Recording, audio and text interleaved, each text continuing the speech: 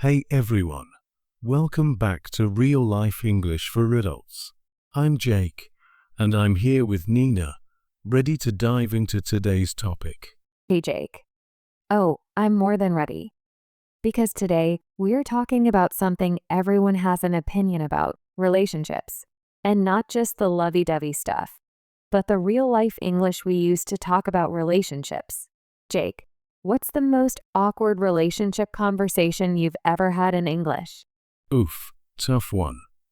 Honestly, it was probably my first defined a relationship talk with someone. We'd been dating for a while, and she just looked at me and said, "So what are we?" And my brain short-circuited. I ended up mumbling something like, "Oh, I think we're, together-ish." Not my smoothest moment. That is classic. I feel like everyone has a "what are we" story. And it's always so hard to find the right words. Which brings me to our first point.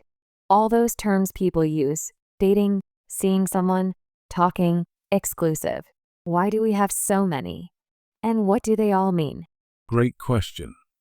English is full of these relationship labels, and they all mean slightly different things. Dating usually means you're going out with someone, maybe a few times, but it's not super serious yet. If you say you're seeing someone, that's a bit more serious, like you're focusing on one person, but not official yet. Talking is even earlier. You're just messaging, maybe flirting, but nothing's happened in real life. So basically, talking is the pre-game warm-up. Dating is playing the game. And seeing someone is when you're almost on the team, but not wearing the jersey yet. Exactly. And then, once you're exclusive, that means you're officially not dating anyone else. You've signed the contract, so to speak. Okay, so if someone says, "I'm talking to someone," they might not have even met in person yet. Yeah, that's pretty common, especially these days with dating apps. People say, "I'm talking to someone," even if it's just been text messages or video calls. That makes sense. But what about when people say, "We're just friends"? Is that always true? Or is that just code for "I don't want to date you"? Huh, you're getting into the tricky stuff now. Just friends can mean exactly that. Two people who enjoy each other's company platonically.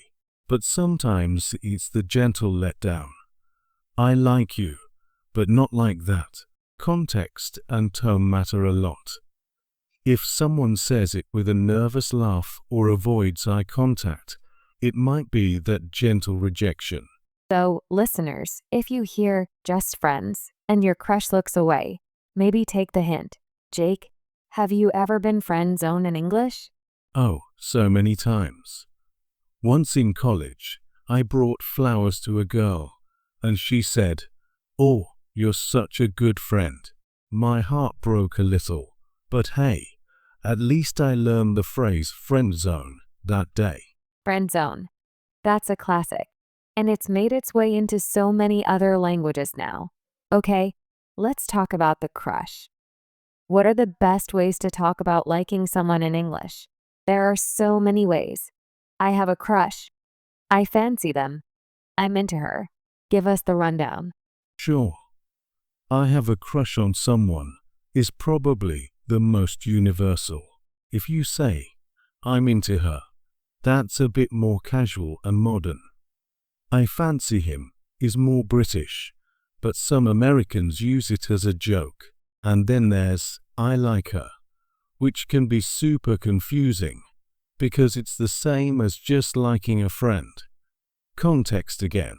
So if I say, "I like you," it could mean "I want to be friends" or "I want to date you," depending on the situation. Exactly. Sometimes people add a little extra, like "I like you," to make it clear they mean romantically. Or they might say, "I have feelings for you," which is definitely not just about friendship. I like you.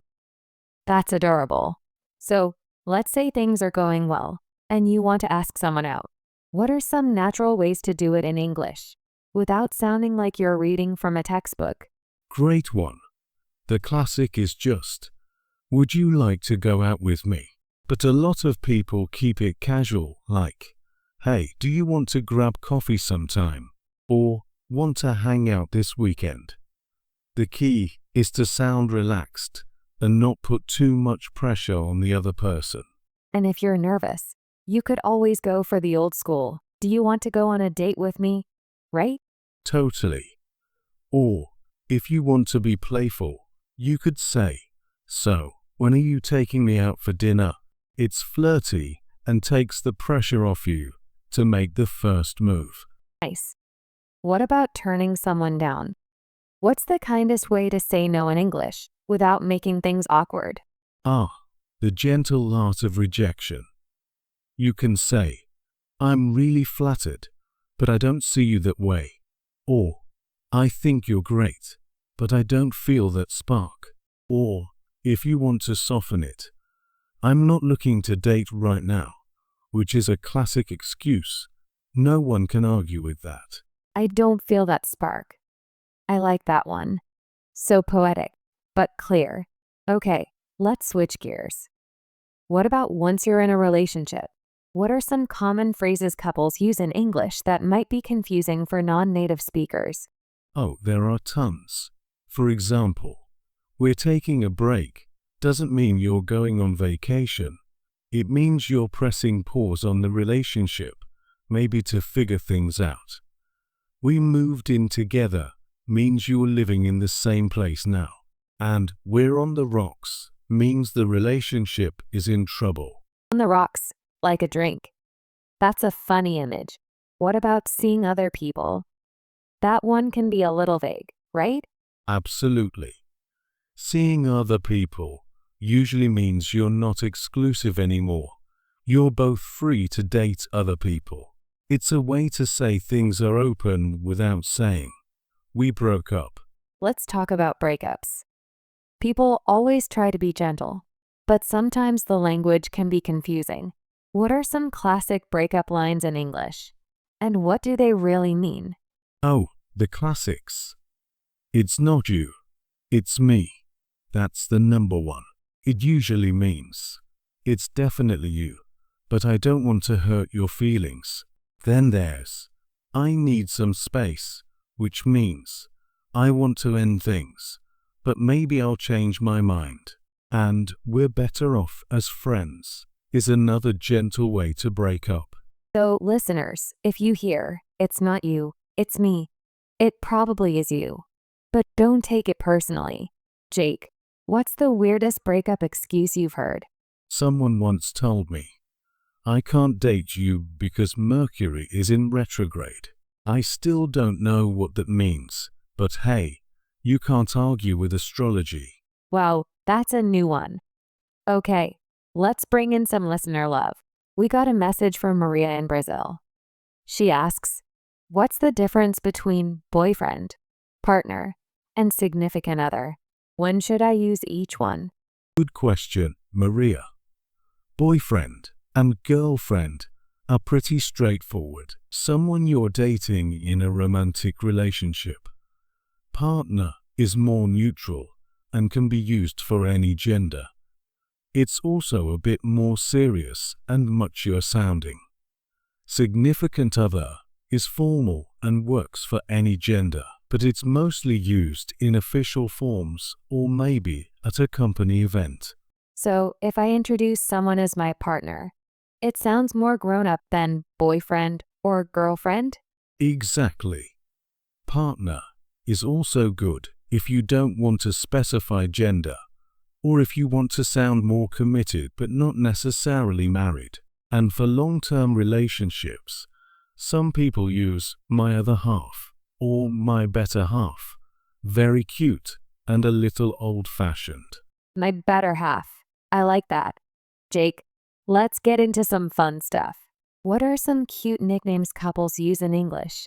And which ones should people avoid if they don't want to sound cheesy? Oh, the classics. Babe, baby, honey, sweetheart, those are all safe. Some people go for love or darling, which are a bit more British. Avoid things like snuggle muffin or sugar pie, unless you want to sound like you're in a cartoon. Snuggle muffin. I dare you to call your girlfriend that on air next time. Only if you call your boyfriend pumpkin pie and report back. But seriously, nicknames depend on the couple. Some people love cute names, others find them cringe-worthy. I think my limit is honey. Beyond that, it gets a little too sweet for me. Speaking of sweet, what about public displays of affection? Is it okay to say, I love you in public, or should people keep it private? Good question.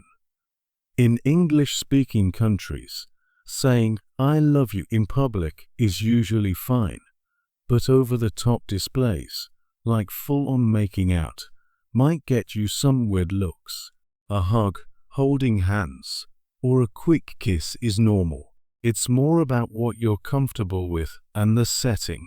So, no need to reenact a romantic movie scene at the supermarket. Got it. Let's talk about arguments. What are some phrases people use in English when they're fighting with their partner? And how can you make up afterward?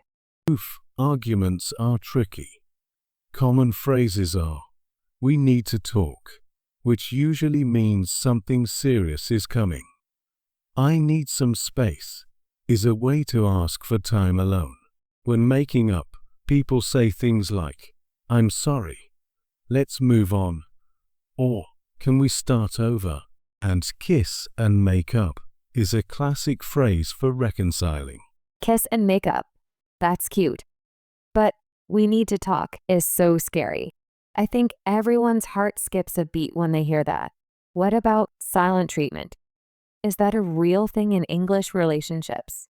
Oh, totally. The silent treatment is when someone stops talking to their partner to show they're upset. It's not the healthiest way to deal, but it definitely happens. If you hear, nothing's wrong, but they're clearly upset, you might be getting the silent treatment. Listeners, if you ever hear, I'm fine in a cold voice, you know it's not fine. Okay, Jake, let's share some funny language fails. What's the worst relationship-related English mistake you've heard? This one's classic. A friend from Spain wanted to tell his girlfriend she was hot, as in attractive, but he said, you are very hot, and she thought he meant she had a fever. Another time, someone tried to say, I have a crush on you, and said, I have a crush on you. Not quite the same. Oh no. Or when someone tries to say, I love you, and accidentally says, I love your shoes. Hey, shoes are important too. Here's one from a friend.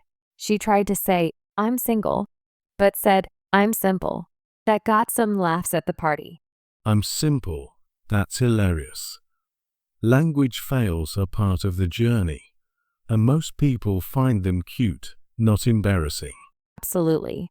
And if you mess up, just laugh it off. Everyone's been there.